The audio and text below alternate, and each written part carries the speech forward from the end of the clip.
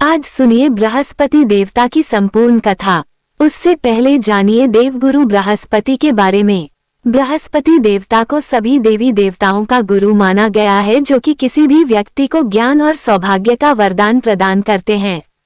ऐसी मान्यता है कि अगर किसी व्यक्ति पर देवगुरु बृहस्पति की कृपा हो जाए तो उसे जीवन में फिर किसी भी बात की, किसी भी सुख की कोई कमी नहीं रहती। पुराणों में बृहस्पति देव को महर्षि अंगिरा का पुत्र बताया गया है। मान्यता है कि जब महर्षि अंगिरा की पत्नी को बहुत समय तक कोई संतान नहीं हुई, तब उन्होंने भगवान ब्रह्मा जी से प्रार्थना की। तब ब्रह्मा जी ने उन्हें एक व्रत बताया जो कि पुंसवन व्रत कहा जाता है। इसके बाद महर्षि अंगिरा की पत्नी ने इस व्रत की पूरी जानकारी श्री सनत कुमारों से लेकर अपना पुंसवन व्रत पूर्ण किया, जिसके पुण्य प्रताप से उन्हें एक बहुत ही तेजस्वी संतान की प्राप्ति हुई, जिन्हें ही बृहस्पति के नाम से जाना जाता है।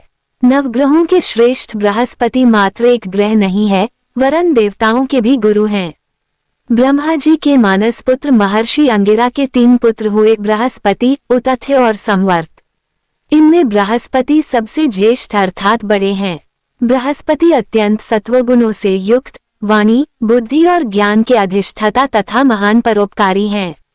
बृहस्पति देव अपने एक रूप से देवपुरोहित के रूप में इंद्र सभा, ब्रह्मा सभा में विराजमान रहते हैं और दूसरे रूप से ग्रह के रूप में प्रतिष्ठित होकर नक्षत्र मंडल में विराजमान रहते हैं। बृहस्पति देव के देवताओं के गुरु बनने के पीछे एक अत्यंत सुंदर कथा स्कंद पुराण में वर्णित है, जिसके अनुसार एक समय देवगुरु बृहस्पति ने काशी में शिवलिंग की स्थापना कर घोर तपस्या की। तपस्या करते हुए 10,000 वर्ष बीत गए। तब महादेव उस शिवलिंग से प्रकट हुए और बृहस्पति जी से कहने लगे, मैं तुम्हारी तपस्या से प्रसन्न हूँ, अपना अभीष्ट वर मांगो।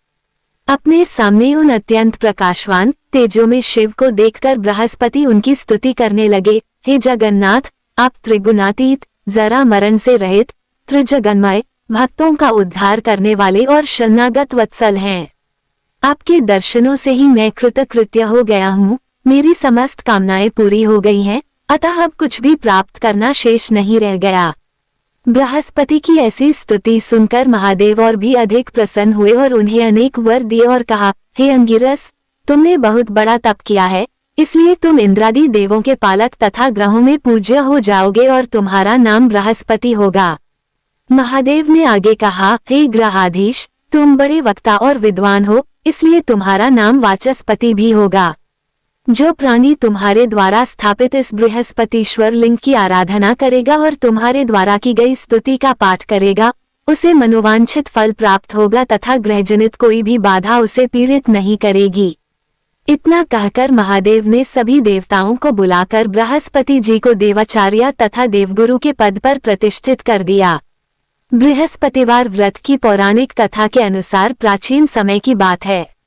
भारतवर्ष में एक राजा राज्य करता था। वह बड़ा प्रतापी और दानी था। वह नित्य मंदिर में भगवान के दर्शन करने जाता था। वह ब्राह्मण और गुरु की सेवा किया करता था। उसके द्वार से कोई भी याचक निराश होकर नहीं लौटता था। वह प्रत्येक गुरुवार को व्रत रखता और पूजन करता था। हर दिन गरीबों की सहायता करता था। परंतु ये सब बातें उसकी रानी को अच्छी नहीं लगती थीं। वह न तो व्रत करती, न ही किसी को एक भी पैसा दान में देती थी और राजा से भी ऐसा करने को मना किया करती थी। एक समय की बात है कि राजा शिकार खेलने वन को चले गए थे।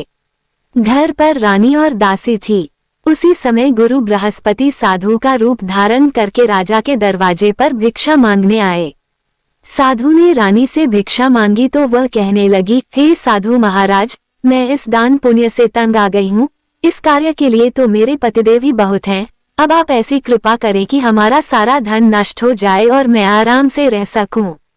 साधु रूपी बृहस्पति देव ने कहा, हे देवी, तुम बड़ी विचित्र हो। संतान और धन से कोई दुखी नहीं होता, इसको तो सभी चाहते हैं। पापी भी पुत्र और धन की इच्छा करता है।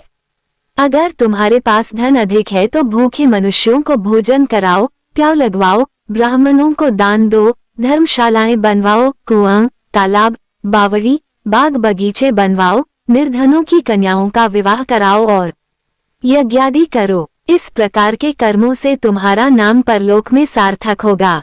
किंतु रानी साधु की इन बातों से प्रसन्न नहीं हुई। उसने कहा, मुझे ऐसे धन की आवश्यकता नहीं जो दूसरों को देना पड़े।